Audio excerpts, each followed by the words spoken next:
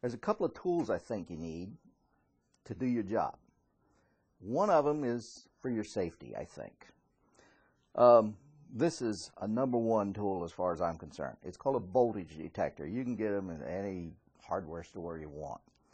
I got this one. There are some that cost less than this, probably some that cost more. This is what I got. And it turns off and on, has battery inside of it. And what this does is detect voltage. Now, why would you want to do that?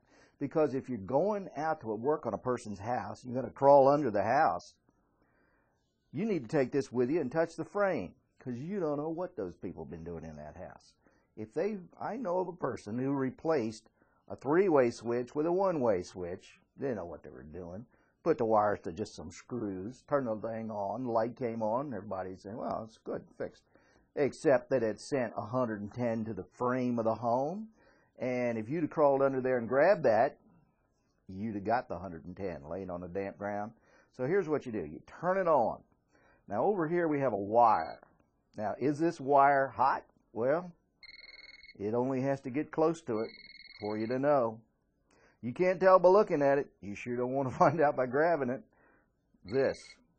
In fact, this will even detect very small amounts of leakage. Look at the leakage that's just coming out of the wire, around the wire, even to these pliers that are holding it. You need to get one of these things and test out these homes before you start working on them, because you just don't know what they've been doing in there. One of these days, you'll crawl under a home, turn this on, touch the beam, and you're going to love this thing, because this will save your life.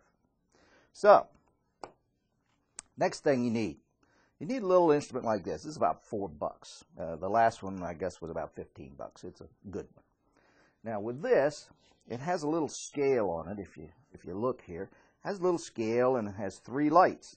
And if you plug it into an outlet, and when you get done putting the home together and turn on utilities, you really should plug it into the outlet. And you'll see here that we have the yellow and the yellow light on. The red's off. So you look down here and it says the red's off, yellow and yellow is correct. But there's a lot of other combinations down here that you don't want to mess with. For instance, hot and ground reversed.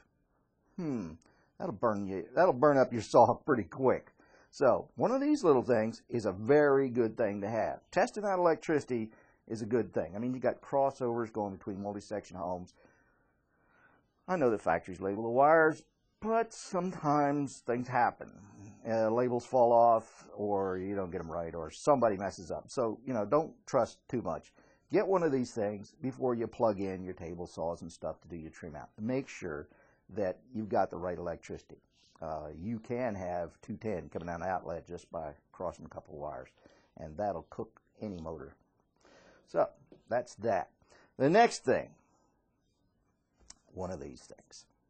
I owned one of these things for 40 years, and I always looked in there, and I saw those 4 little lines, right in the middle of it here. And I always thought, what in the world do they need 4 lines in one bubble? Never saw directions for one of these things, ever. Well, guess what? I know now. This is a plumber's level. Do you notice that all these little torpedo levels all had grooves on both sides of them? There's a groove on both sides of them, so they'll sit on a pipe. You lay this on a pipe, and when the bubble touches the outside line, it's 1/4 inch per foot in that direction. All you can do is just lay it there. I never knew that until now. Recently, I read a book, and it told me all about it, and now I know what those other lines are for. And it makes it very simple to check the plumbing. You just lay it on the plumbing and on the drain lines, and make sure you got the proper fall. And we'll have some information about that later. But for now, this is a great tool. You can, locks and all that sort of thing you usually use it for. It's also the right thing to use for drain lines. Now, water lines. You need to have one of these. Now, you make these. I don't think anybody sells them commercially. I made this one so it screws up to a hose spigot. You just screw it on there real tight. Turn on your valve. And the maximum water pressure on a HUD code home is 80 PSI. No more. Okay? 80 tops.